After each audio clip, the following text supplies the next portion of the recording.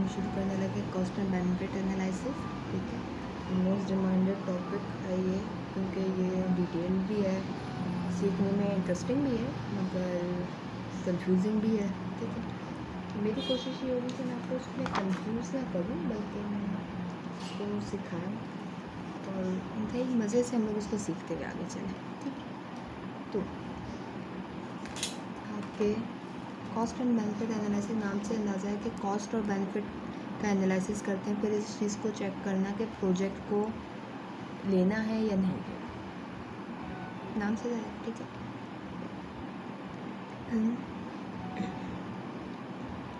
Comparing of cost and benefit of picking up a project. Project यानी कि कोई भी हो सकता है, बिल्डिंग अप, एक्सपेंडिंग या कुछ भी, वो हम आगे देख लेंगे टाइप्स ऑफ प्रोजेक्ट क्या होते हैं। ठीक है, तो प्रोजेक्ट को पिकअप करने के कॉस्ट एंड बेनिफिट एनालिसिस के अंदर कौन कौन सी जो है वो आपके पास स्टेटमेंट्स लिखनी जो बनती है। ठीक है, तो दो किस्म की स्टेटमेंट्स होती हैं। They are basically two types of statements जिसकी बुनियाद पर ये फैसला किया जा रहा होता है। ठीक है, पहली स्टेटमेंट होती है रिसोर्स स्टेटमेंट। नाम से जाहिर है रिसोर्स की स्टेटमेंट, यानी कि हमारे पास कितने रिसोर्सेज हैं उसकी पूरी स्टेटमेंट है। ठीक है, एट शेडो प्राइसेस होती है, ये बेसिकली होती है शेडो प्राइसेस पे। ठीक है,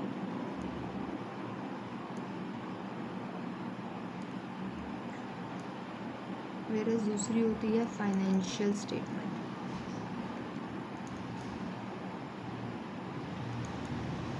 ठीक है, जो कि होती है एट मार्केट प्राइस, जो कि मार्केट के अंदर प्राइसेस चल रही होती हैं उसकी बुनियाद पर। ठीक है, इस पूरे टाइम पे हम शेडो प्राइसेस को और मार्केट प्राइसेस को इक्वल लेके चलेंगे। अच्छा, शेडो प्राइसेस क्या होती हैं? शेडो प्राइसेस के नाम से जाहिर है कि वो प्राइसेस जो कि ढकी चुकी हैं शेडो में, अंडर अ शेडो प्राइसेस। ठीक है, अब there are two types of prices basically used in cost and benefit analysis. या तो करंट प्राइसिंग होगा या कांस्टेंट प्राइसेस होगा। ठीक है,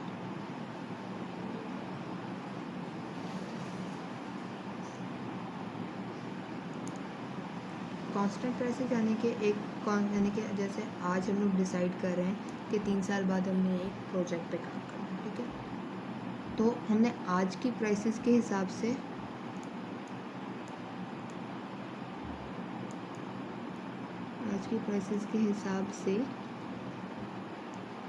देखा कि हमने वो एक्सेप्टेबल है, प्रोजेक्ट एक्सेप्टेबल है।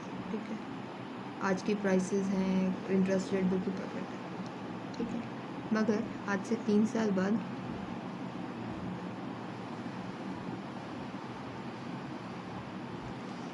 इन्फ्लेशन भी होगी और जो इंटरेस्ट रेट की पेमेंट है उसमें भी चेंजेस आ जाते हैं। तो अगर उस वक्त वो बेनिफिशियल ना रहा तो ठीक है, इसलिए कांस्टेंट प्राइस से बेटर होता है कि हम करंट प्राइसेस की तरफ जाएं, यानी कि वो ऐसे प्रोजेक्ट्स को लें जो कि करंट प्राइस एडजस्टेबल हो, यानी कि इंटरेस्ट रेट भी हो। ठीक है, तो इंटरेस्ट रेट नए इंटरेस्ट रेट के हिसाब से डिस्काउंटिंग करना वो हम अभी आगे सीख लेंगे। ठीक है,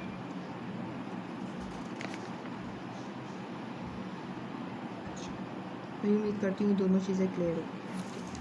अब मैं आपको सिखा रही हूँ फेजेस ऑफ प्रोजेक्ट साइकिल, यानी कोई भी प्रोजेक्ट जो शुरू होता है वो कौन कौन से फेजेस से गुजरता है। ठीक है,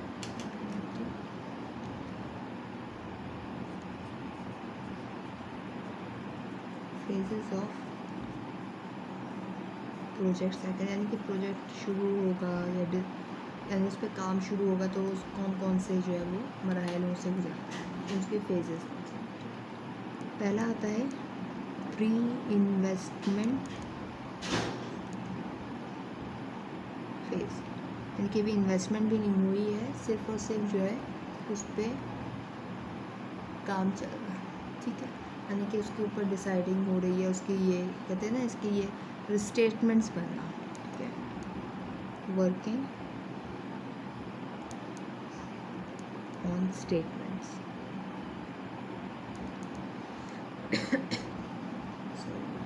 ठीक है, यानी कि रिसोर्स स्टेटमेंट और फाइनेंशियल स्टेटमेंट को बनना, ये काफ़ी टाइम टेकिंग प्रोसेस होता है प्री इन्वेस्टमेंट वाला।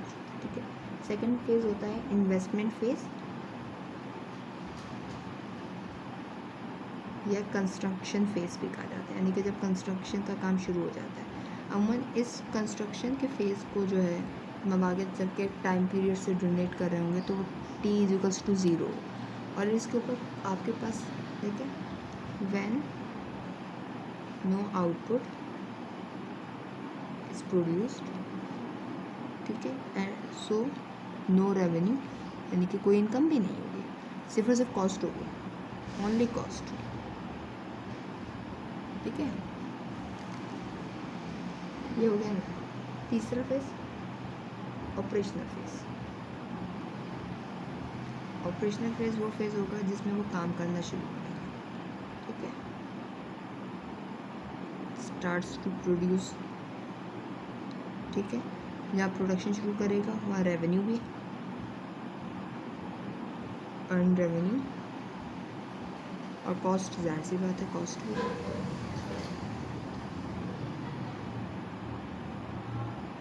ठीक है, ये तो हो गया आपके पास 3 फेजेस ऑफ ऑपरेशन। ठीक है, प्री इन्वेस्टमेंट वाला टाइम थोड़ा लंबा होता है, फिर ये जो कंस्ट्रक्शन का फेज़ होता है ये थोड़ा लंबा होता है, अगर जहाँ एक बार वो ऑपरेशनल फेज़ में आ जाता है देन और जो कहते हैं ना एक जो इंतज़ार होता है वो काफ़ी बेहतर हो जाता है, ये सब्र आने लग जाता है कि ठीक है अब हो गया, काम हो गया, ऑलमोस्ट हो गया। ठीक है,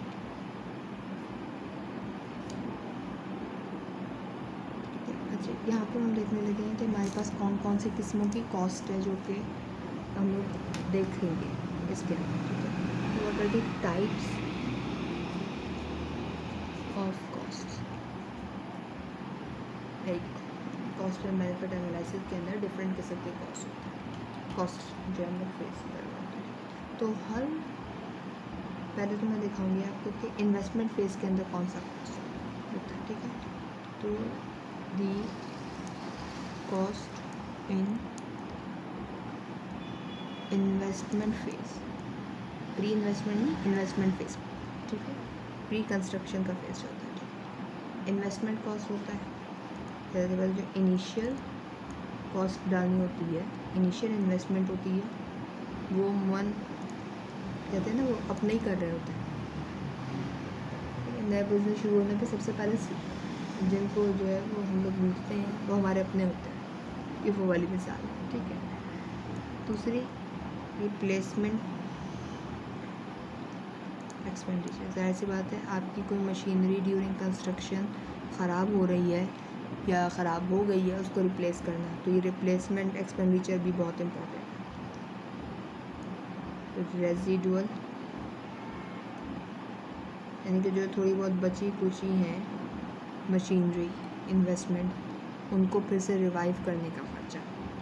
ठीक है, फिर ऑपरेशन फेज़, ऑपरेशनल फेज़ के अखराजात,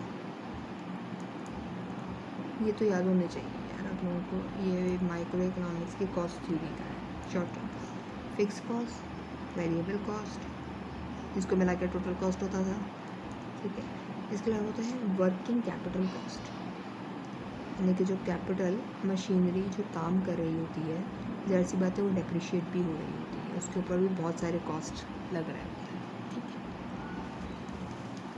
ठीक है, तो वर्किंग कैपिटल कॉस्ट के अंदर कौन कौन से कॉस्ट आ रहे होते हैं ये है कि मैं इसके साथ नीचे। ठीक है, initial stock of material input. ठीक है, तो सबसे पहला स्टॉक आता है वो। ठीक है, फिर आता है final stock of material output, मतलब इनपुट तो इनिशियल आएगा जो इनपुट को इस्तेमाल करके फिर हम आउटपुट प्रोड्यूस करेंगे, वो आउटपुट तक पहुंचने के भी अखराज आते हैं। फिर तीसरा वर्क इन प्रोग्रेस, यानी कि ये जो पूरा इनपुट से आउटपुट तक का प्रोग्रेस है इसके अंदर भी तो कॉस्ट लग रही होती है, तो ये करेगा। तो वर्किंग कैपिटल कॉस्ट जो होती है उसके अंदर इनपुट से लेकर आउटपुट तक की प्रोडक्शन तक और उसके दरमियान के अखराजात सब शामिल हो गए होता है। ठीक, अभी तो जो वहाँ पे काम कर रहे थे उनको ज़्यादा अच्छा पता होगा कि कौन कौन से किस्म के अखराजात होता है। ठीक है,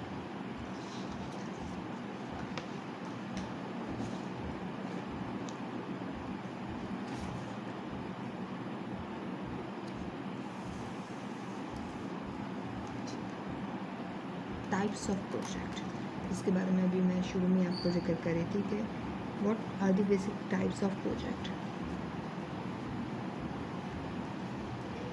ठीक है, न्यू इन्वेस्टमेंट प्रोजेक्ट्स होते हैं। ठीक है, पहला आपके पास आता है, ठीक है, यानी कि एक न्यू इन्वेस्टमेंट आप करवाना चाहते हैं, उससे पहले आपको थोड़ी सी ग्रोथ शो करनी है कि क्या ग्रोथ होगी और सब कुछ, तो वो जो है कैसे शो की जाएगी मैं यहाँ पे ग्राफ्स के थ्रू आपको एक्सप्लेन करने की कोशिश करती हूँ। ठीक है,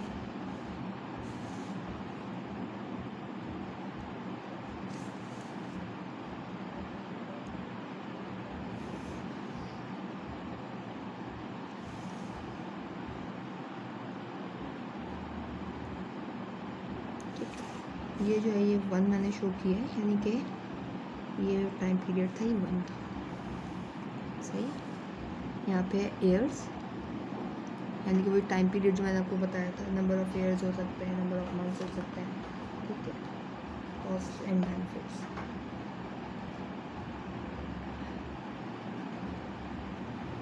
ठीक है, तो ये जो है ये आपके पास कॉस्ट का कर्व है।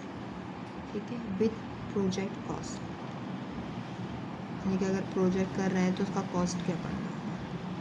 ठीक है, तो प्रोजेक्ट के कॉस्ट क्या कह रहा है कि पहले तो वो पैरेलल है बिल्कुल, यानी कि 1 से पहले तो 0 है ना, यानी कि वही मैंने आपको बताया था कि प्री कंस्ट्रक्शन का पीरियड जो होता है। ठीक है, ये वो है। ठीक है, तो वो यहाँ तक 1 तक आया, फिर वो नीचे आ गया, कम हुआ, कॉस्ट थोड़ा कम हो, क्योंकि फिर रेवेन्यू बढ़ना शुरू हो जाएगा, फिर बढ़ा और फिर कांस्टेंट हो गया।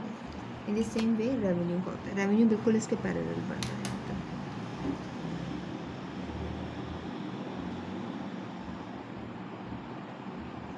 ठीक है, ये आ गया आपके पास विद प्रोजेक्ट के बेनिफिट। ठीक है, बेनिफिट क्या आ रहा है। ठीक है, तो 1 तक तो आपके पास कोई बेनिफिट नहीं था या कोई फ़ायदा नहीं था, रेवेन्यू नहीं था। क्यों? क्योंकि इसके अंदर सिर्फ और सिर्फ खर्चा हो रहा होता है। ये वो वाला है ना, 0 वाला पार्ट है। और 0 वाले पार्ट कौन सा था? प्रोजेक्ट्स के अंदर मैंने स्टेजेस जो पढ़ाए थे वो था इन्वेस्टिंग या प्री प्रोडक्शन वाला, या कहते हैं कंस्ट्रक्शन वाला पार्ट, जिसके अंदर सिर्फ और सिर्फ कॉस्ट होती है। ठीक है, फिर ये 1 है, फिर 2 है, 3, 4, अब यानी कि फर्म जो है अपना प्रोजेक्ट जो है उससे काम करना शुरू कर दिया। वो कॉस्ट तो ला रहा है मगर वो बेनिफिट्स भी दे रहा है। ठीक है, ये देखिए ऐसा ये हो गया आपके पास न्यू इन्वेस्टमेंट प्रोजेक्ट। अब एक होता है एक्सपेंडिंग प्रोजेक्ट।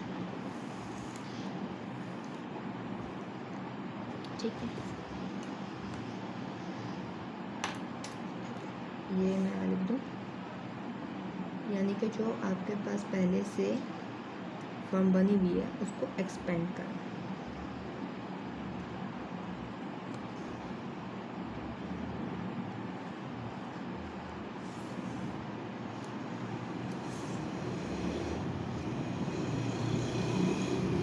ये तो हो गया 1 वाला टाइम पीरियड, यानी वो वही कंस्ट्रक्शन का टाइम पीरियड। ये आ गया 1 उससे पहले वाला कंस्ट्रक्शन। ठीक है,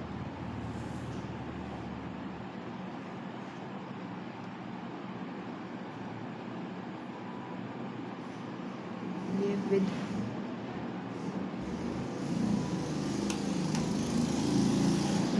बेनिफिट कॉस्ट है, विद प्रोजेक्ट कॉस्ट है।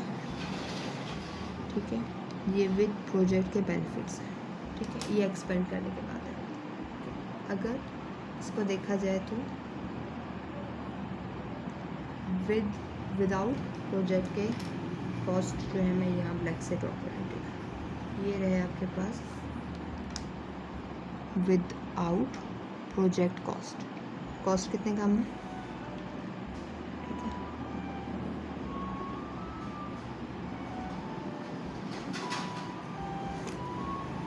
विदाउट प्रोजेक्ट बेनिफिट्स, ठीक है। 1 से पहले तो हो गया आपके पास कंस्ट्रक्शन वाला यानी कि 0, उसके बाद जैसे जैसे उस हिसाब से इसको ट्रेक्स कर रहे हैं कि देखिए अगर वो लोग प्रोजेक्ट नहीं लेते हैं तो उनका बेनिफिट कहाँ होगा, ये ब्लैक वाली लाइन, ठीक है, ये ब्लैक वाली लाइन और ये कॉस्ट। अगर वो प्रोजेक्ट लेते हैं तो बेनिफिट कितना हो जाएगा, ठीक है। तो टेकिंग अ प्रोजेक्ट और नॉट अ प्रोजेक्ट ये जो है वो हर किसी का अपना फैसला है, ठीक है। मगर इसको बनाया कैसे जाता है ना समझा दें, ठीक है। यहाँ पे एयर्स है, यहाँ पे कॉस्ट है एंड बेनिफिट है, ठीक है। तीसरा अपडेटिंग इन्वेस्टमेंट, यानी कि जो आपने पुराना घिसा पिटा ना देकर चल रहा था उसको थोड़ा सा अपडेट किया, तो उस प्रोजेक्ट को जो है ग्राफिकली कैसे तो किया जाएगा, अपडेटिंग इन्वेस्टमेंट, ठीक है। तो अपडेटिंग इन्वेस्टमेंट को कैसे शो करेंगे,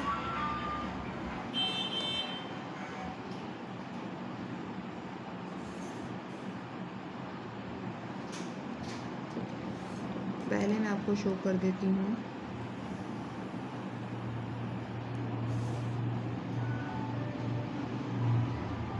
एक कांस्टेंट आ गया, ठीक है। ये मैंने आपको बना दिया आपके पास with project cost with project benefit, ठीक है। और एक अपडेटिंग इन्वेस्टमेंट जो होती है उनके अंदर, इस किस्म के प्रोजेक्ट्स के अंदर जो हमारी ये आपके पास, ठीक है, ये आ गया विदाउट प्रोजेक्ट कॉस्ट